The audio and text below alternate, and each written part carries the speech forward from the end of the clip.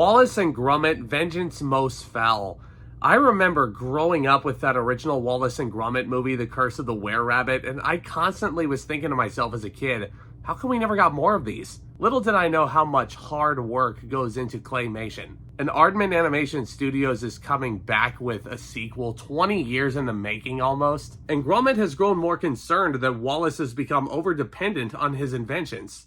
And it proves justified when Wallace invents a smart gnome that seems to develop a mind of its own. And then there's some jealousy involved. Gromit is a bit worried that Wallace is replacing him with this gnome, because Gromit is very into gardening. He loves it. And the gnome is just taking away all of his passion because there's no point in him doing it anymore. And yes, this sounds like a very simple narrative, but that's all Wallace and Gromit ever needed to be. These movies are just basically all about just enjoying these characters and the quirky nature of it all. I always really enjoyed The Curse of the Were-Rabbit because of how weird it is. And honestly, it was unlike anything else I was watching in the theaters growing up. So to kind of see a sequel all these years later with a 28-year-old's eyes now, I think this is still some damn impressive animation. The claymation looks very colorful, it all seems very seamless, the voice acting is all super on point. Lauren Balfe and Julian Knott's music is still so freaking majestic, but it's majestic in a way that you're probably not thinking majestic is.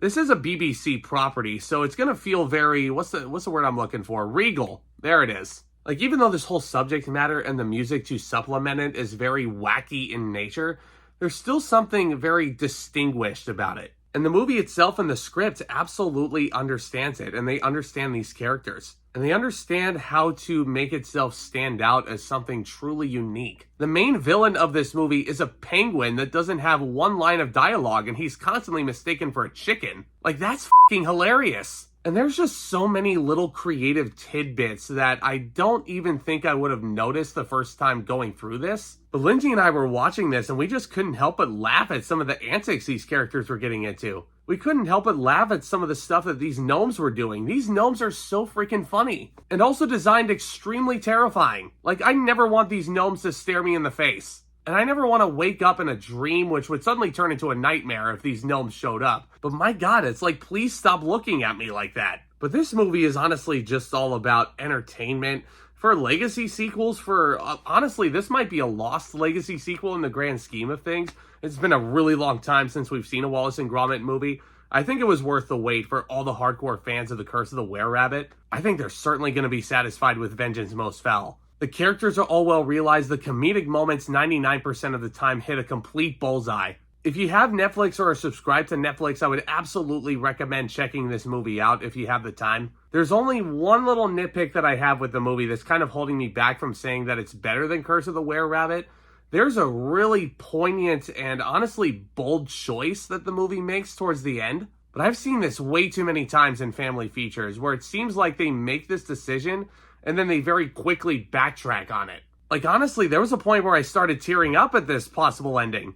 And then the movie was like, just kidding, we're not actually going to do that. We're going to give you a happy ending. And I'm sorry if I'm being vague about that without really getting too deep into spoilers, because I want you guys to experience it.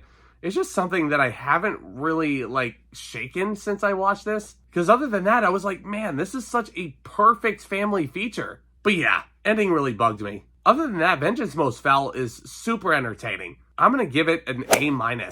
Look at that, a January release that's not a complete dumpster fire. Yeah, the month of January is typically the cinematic graveyard, but here we have a very simple legacy sequel that is certainly going to hold its own for years to come, I think. Let me know what you thought of Vengeance Most Fowl down in the comment section below. Did you guys grow up with Wallace and Gromit at all? I love discussing all things in the cinematic world with you guys over here on the regular. If you're looking to join a great community of geeks, film lovers, cinephiles, entertainment lovers alike, this is a great community to become a part of. So please do consider subscribing, tap on that thumbs up button as well when you get the opportunity. There's a lot of fun topics still to discuss on this channel. I can't wait to show you what 2025 has in store for you. And I can't wait to talk about all of my thoughts with you guys. I just feel so alive doing this. Thank you so much for your continued support.